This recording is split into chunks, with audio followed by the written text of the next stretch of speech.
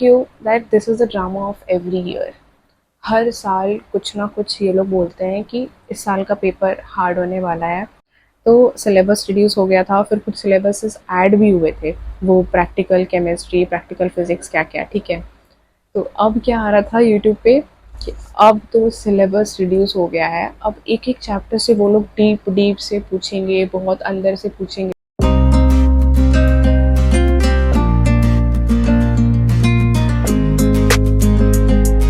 Hello everyone, welcome back to my channel. This is Komal Sinha, and in today's video I will be talking about the myth which is going in the air nowadays and also in some of your minds. So the myth is NEET 2025 is going to be hard.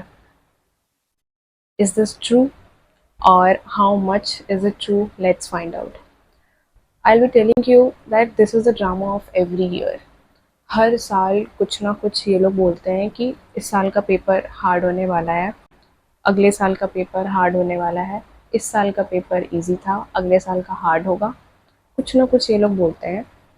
इनको बस एक मतलब point चाहिए बोलने के लिए। Let me tell you how. I will be telling you of 2020 से 2024 तक, ठीक है। मतलब यहाँ से यहाँ तक का प्रूव हो जाएगा, मतलब क्या क्या चल रहा था हर साल।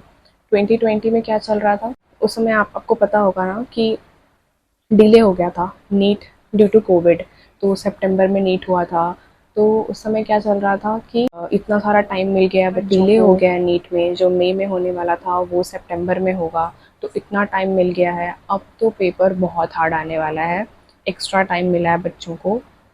क्या हुआ as a result? NEET 2020 paper was the easiest.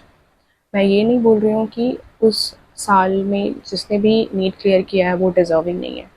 Each and every student was deserving. तो उस साल भी वही बच्चे सेलेक्ट हुए हैं जो हार्ड वर्किंग थे, जो इतने देर तक खुद को संभाल कर रखे। लाइक सितंबर में एग्ज़ाम हुआ तो जो मतलब इतने दिन टिके रहे उस फेज़ में, तो सब कुछ मैटर करता है। उस साल भी मतलब सेलेक्ट हुए थे बच्चे, और अगले साल भी हुए थे। तो ये तो हो गया 2020 का। 21 का क्या चल रहा था कि पहला बार वो इंट्रोड्यूस हुआ था ना, सेक्शन ए सेक्शन बी।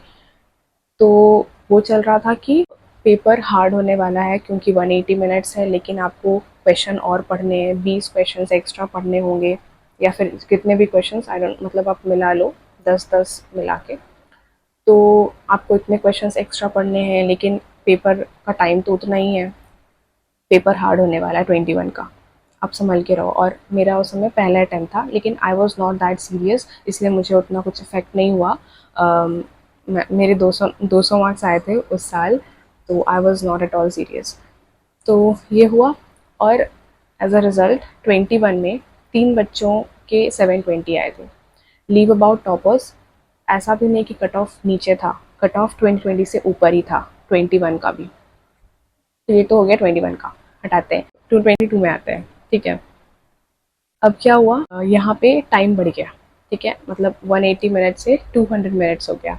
अब फिर आते हैं यूट्यूब पे लेकर कि मतलब अब तो टाइम मिल गया बच्चों को, अब तो सबको टाइम मिल गया है, अब सबके लिए इजी हो गया है, पेपर हार्ड होने वाला है, कट ऑफ ऊपर जाने वाला है, ब्ला ब्ला क्या क्या चल रहा था। मैं उस समय ध्यान दे रही थी क्योंकि मैं उस समय नई नई थी इस कंपटीशन में, मतलब एक अच्छे से प्रिपेयर करके जाने वाली। इनफैक्ट वो अलग बात है कि मेरे सिर्फ 400 मार्क्स आए थे, लाइक 450 मार्क्स आए थे। उतने अच्छे से प्रिपरेशन नहीं हो पाई थी एक साल में, क्योंकि बहुत ज़्यादा पीछे छूटा हुआ था। लाइक मुझे कुछ भी नहीं आता था, क्लास 12 तक मैंने कुछ भी नहीं पढ़ा था। Leave about that. तो ये हो गया 22 की बात। लेकिन 22 में भी क्या हुआ, कट ऑफ ऊपर गया है, ऐसा नहीं कि कट ऑफ नीचे था 21 से। और अगर पेपर लेवल की भी बात करें 21 का, तो 21 में बायो तो बहुत इजी था, केमिस्ट्री इजी था, मॉडरेट था बोल सकते हैं, लेकिन फिजिक्स थोड़े कुछ क्वेश्चंस मतलब ट्रिकी थे, पूरा नहीं, ठीक है। और 22 में क्या हुआ कि बायो पहली बार टिक के आया था, ठीक है। तो लेकिन आया था इसका मतलब ये तो नहीं ना कि कट ऑफ कम गया, कट ऑफ तो ऊपर ही था, ठीक है। तो 22 तक हो गया, ठीक है बात। अब 23 में आते हैं।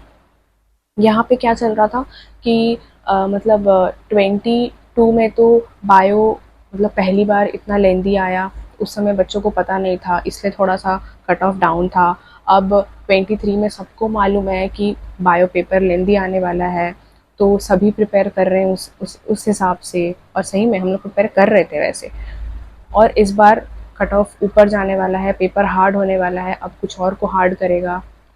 ठीक है, 23 का पेपर हुआ, कट ऑफ ऊपर गया, और ऐसा भी नहीं कि पेपर बहुत हार्ड था। पेपर बायो तो वैसे ही था जैसे 22 में था। केमिस्ट्री में थोड़ा मतलब वो स्टेटमेंट वाला क्वेश्चन आ गया था, वो भी ऐसा नहीं कि सब में, बहुत कम ही थे वो भी। और फिजिक्स भी ठीक ठाक था। ठीक है, 23 वाला। अब आते हैं मेन 24 वाले पे। तो अब क्या बोल रहे थे लोग, बहुत मेजर चेंजेस हुए थे 24 में। सिलेबस रिड्यूस हो गया था हमारा, कितना परसेंट वो भी मुझे याद नहीं ढंग से, लेकिन मुझे तो पता है कि सिलेक्शन चाहिए। ठीक है, तो सिलेबस रिड्यूस हो गया था, फिर कुछ सिलेबसेस ऐड भी हुए थे, वो प्रैक्टिकल केमिस्ट्री, प्रैक्टिकल फिजिक्स, क्या क्या। ठीक है, तो अब क्या आ रहा था यूट्यूब पे कि अब तो सिलेबस रिड्यूस हो गया है, अब एक एक चैप्टर से वो लोग डीप डीप से पूछेंगे, बहुत अंदर से पूछेंगे, और जो नए सिलेबस ऐड हुए हैं उसमें से भी बहुत सारे क्वेश्चंस ऐड होगा एग्ज़ाम में। तो आप लोग बहुत अच्छे से प्रिपेयर करो, पेपर हार्ड होने वाला है। फिर वही चल रहा था। लेकिन ट्रस्ट में मैंने एक बार भी ये सब वीडियोस नहीं देखा था। कुछ लेक्चर कर रही थी मैं किसी सर के, तो वो बोल रहे थे मुझे कि ये सब चल रहा है यूट्यूब पे। कितने बार रिकमेंडेशंस आया था मुझे कि NEET 2024 paper is going to be hard. लेकिन आप देखो कैसा था पेपर। मैं ये नहीं बोल रही हूँ कि पेपर ईजी था, जो पढ़ रहे हैं उसके लिए ईजी है। जो इतने सारे बच्चों का 680 आया, 670 आया, मेरा क्यों नहीं आया? मेरे में कुछ कमी होगी, मतलब I was not deserving that what I was expecting. तो अभी भी मेरे में ही कमी थी, मुझे और सिली मिस्टेक्स को सुधारना था, मुझे और पेपर देना था, मुझे और रिविजन करना था।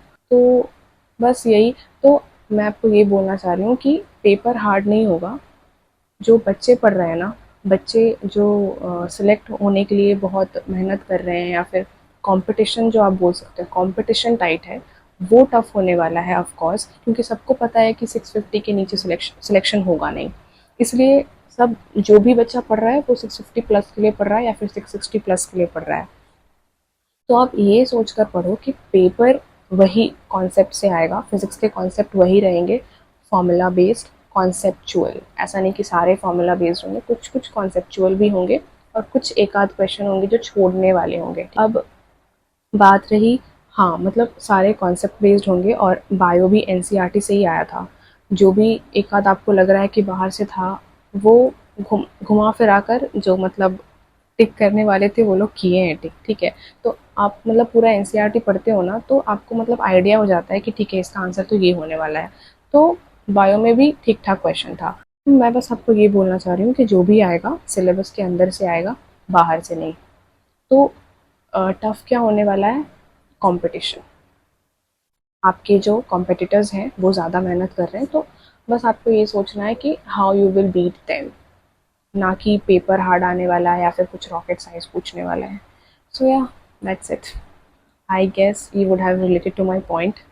अगर हाँ तो बोल देना कमेंट्स में कि ये सिर्फ मैं ही सोच रही हूँ या फिर आप भी। सो या, दिस इज़ इट, बाय।